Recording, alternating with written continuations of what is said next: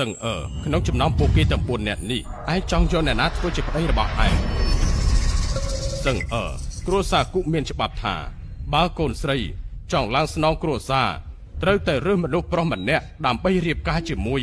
ឲ្យគេមកជួយមើលគ្រួសារយើងក្រែងយើងស្លាប់ហើយនោះអីមិនបានជាយើងនៅមរើប្តីទៀតអញ្ចឹងយើងបែរជាមរស់ឡើងវិញចង់ពេលដែលរើប្តីនោះ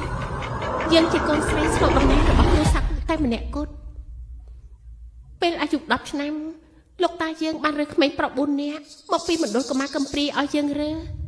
យើងនៅចាំរឿងរ៉ាវនៅពេលនោះច្បាស់ណាស់មិនក៏ពេលនេះទៅជាបែបនេះសឹងពេលឯងធំឡើងមិនថាឯងរើសអ្នកណាក្នុងចំណោមពួកគេអ្នកណាក៏អាចជួយឯងមកជួយគ្រប់គ្រងនៅក្រុមហ៊ុនរបស់យើងបានដែរ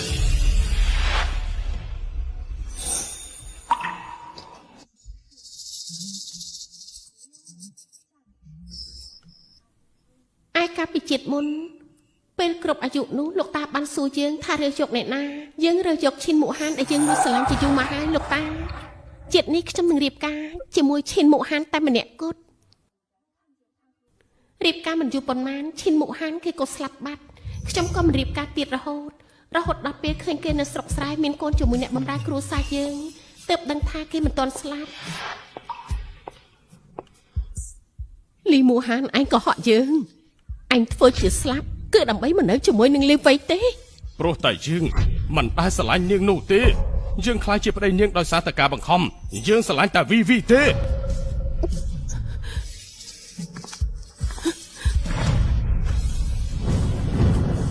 រហូតដល់ភ្លើងឆេះ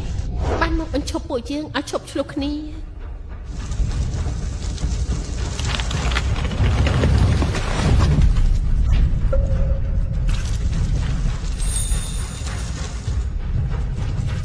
គូអ៊ីនសឹងបើមានជាតិក្រោយកុំរើសយើងធ្វើជាប្តីនាងយើងចង់រស់នៅជាមួយវី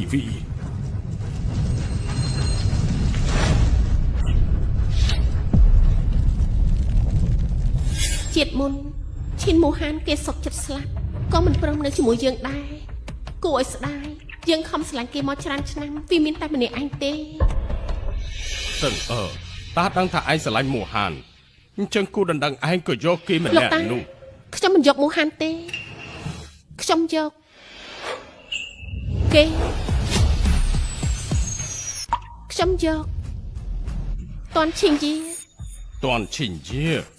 ក្នុងចំណោមពួកគេទាំង4នាក់មានតែគេទេដែលដើរអាវ៉ាសែដើរលេងពាសវាលពាសកាលគេមិនគួរឲ្យពឹងពាក់អីបន្តិចទេមិនបានជាឯងបដូរចិត្តរៀបការជាមួយគេអញ្ចឹងអ្នកទាំង4មកដល់ហើយ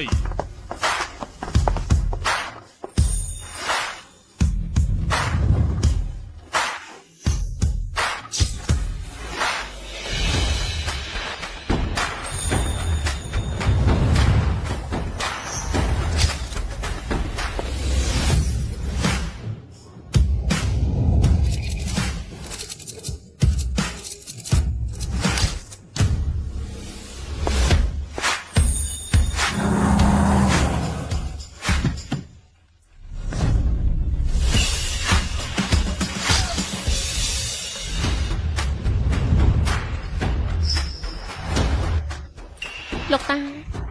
នាំគ្នាគិតថាគេតន់ឈិងយាជាមនុស្សមិនកាការតែខ្ញុំគិតថាគេនឹងមានអនាគតល្អនៅថ្ងៃក្រោយទៅវិញទេ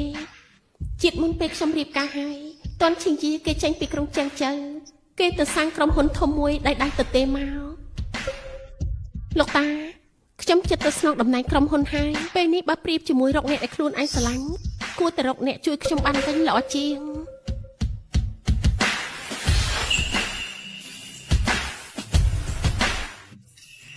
សឹងឯងគិតឲ្យច្បាស់ទៅបើឯងសរសេរឈ្មោះគេនៅទីនេះហើយឯងមិនអាចបកក្រោយវិញបានទេលោកតាខ្ញុំគ្មានថ្ងៃបកក្រោយទេ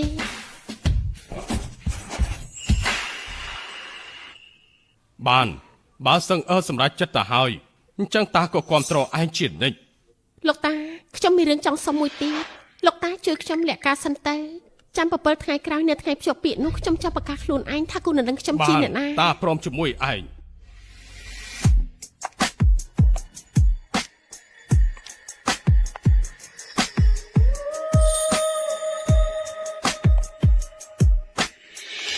អ្នកនាងគូមុននេះនាងរើសអ្នកណាជាគូដណ្ដឹងនាង ចាំបាច់ជាដែរតាំងពីក្មេងនៅក្នុងកាយភ្នែករបស់នាងមានតែមូហានទេអញ្ចឹងគូដណ្ដឹងរបស់នាងប្រកាសជាមូហានហើ មែ យ នហើយអ៊ិនសឹងមូហាដល់ពេលនោះស្រាមង្គលការឯងផឹកច្រើនបន្តិចហើយគូអ៊ិនសឹងយើងមានអ្នកដែលយើងស្រឡាញ់ហើយនាងដោះលែងយើងហើយទៅរកអ្នកផ្សេងទៅ ជាតិមុនវាមិនបានបដិសេធជាងទេឬមួយក៏វារស់សាជាថ្មីដែរហើយ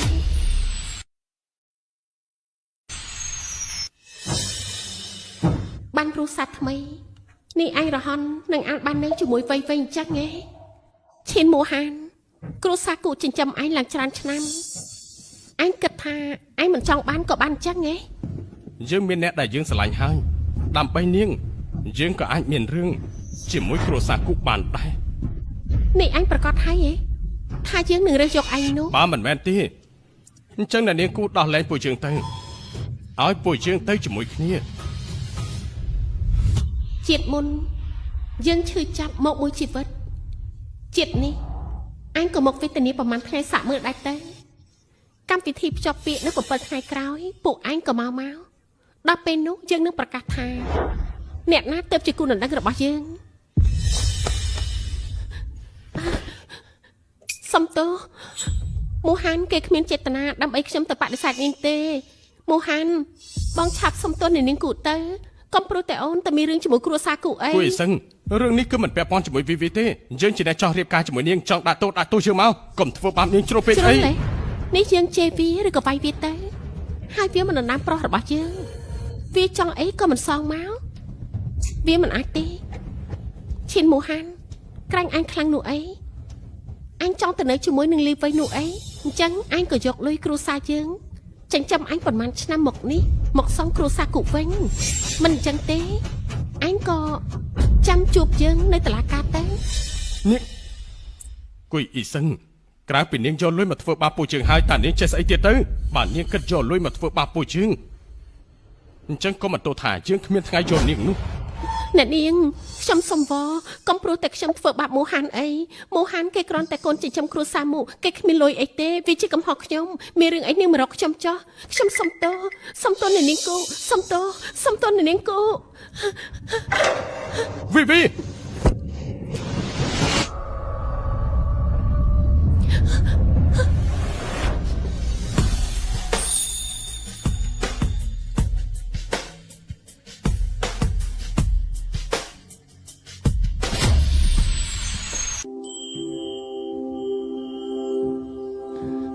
អរគុណហើយ ម្ល៉េះទេស្មានមកដល់ថាក្នុងកសែភ្នែករបស់នាងឬមនុស្សប្រុសអន់ដល់ថ្នាក់នេះសោះសូម្បីតែដើរក៏ដើរមិនចំផ្លូវផង គូអ៊ីនសឹងនាងធ្វើបាបគេពេកហើយ7ថ្ងៃក្រោយយើងឲ្យឱកាសនាងសង្ឃឹមថានាងបានរៀបការជាមួយយើងសំបំណងនាងកុំមកធ្វើបាបវីវីទៀត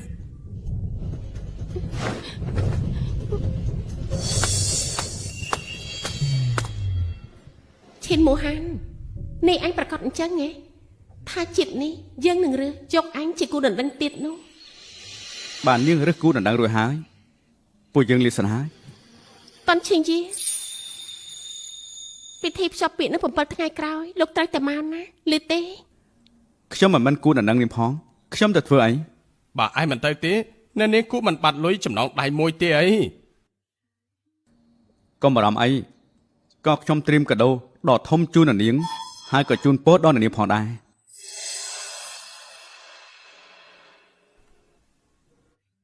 មនុស្សល្ងងនេះ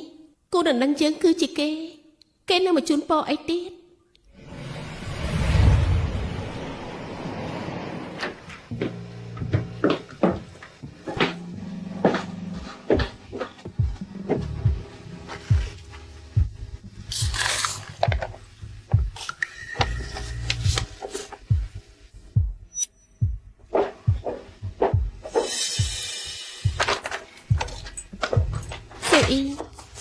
យករបស់នាងបោះចោលទៅបោះចោលហ៎អ្នកនាងក្រែងកាលពីមុននេះជារបស់អ្នកប្រុសឈិននោះអីតាមធម្មតាអ្នកនាងស្រឡាញ់វាណាកាលពីមុនគឺកាលពីមុនប៉ុន្តែពេលនេះវាគឺជាសម្រាប់យើង